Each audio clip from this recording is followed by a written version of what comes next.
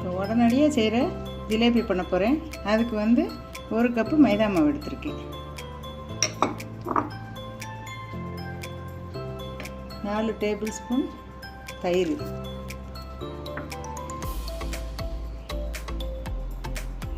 4 table spoon cornflour மாவு,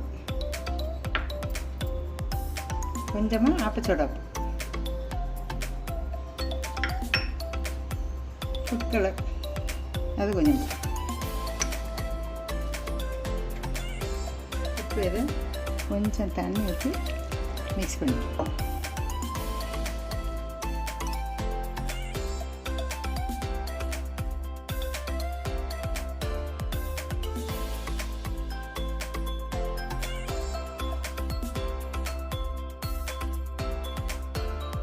இந்த அளவுக்கு மிக்ஸ் பண்ணிக்கோங்க. ரொம்ப தண்ணி ஊற்றிடுவீங்க, கொஞ்சம் கொஞ்சமாக ஊற்றி மிக்ஸ் பண்ணிக்கோங்க.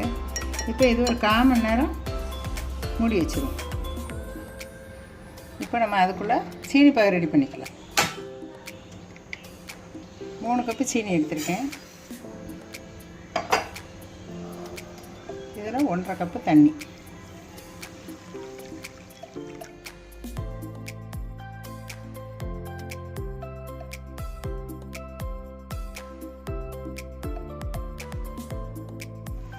வந்து கொஞ்சமாக ஏலக்காய் பொடி போட்டுக்கோங்க. இப்போ அடுப்பு ஆஃப் பண்ணிடலாம். இந்த அளவுக்கு வந்தால் போதும். ஒரு 1/2 எலுமிச்சம்பழம் சாறை இதில் ஊற்றிடலாம். அப்போனா உங்களுக்கு கட்டி ஆகாது, நல்லாயிருக்கும்.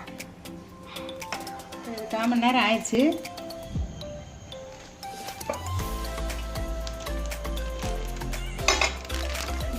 இந்த மாதிரி ஒரு கேரி பேக் எடுத்திருக்கேன்.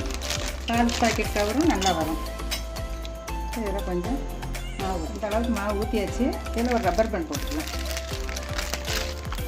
சின்னதாக கட் பண்ணிக்கோங்க.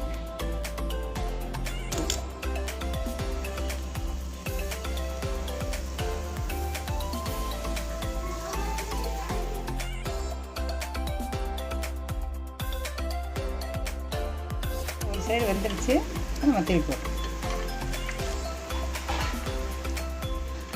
இது வந்துருச்சு, எடுத்துடலாம்.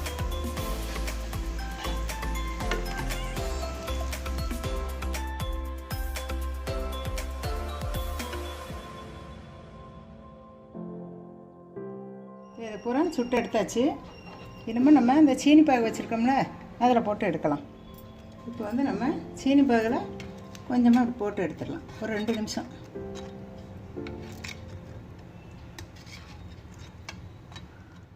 வந்து அவ்வளோதான், ஜிலேபி ரெடி.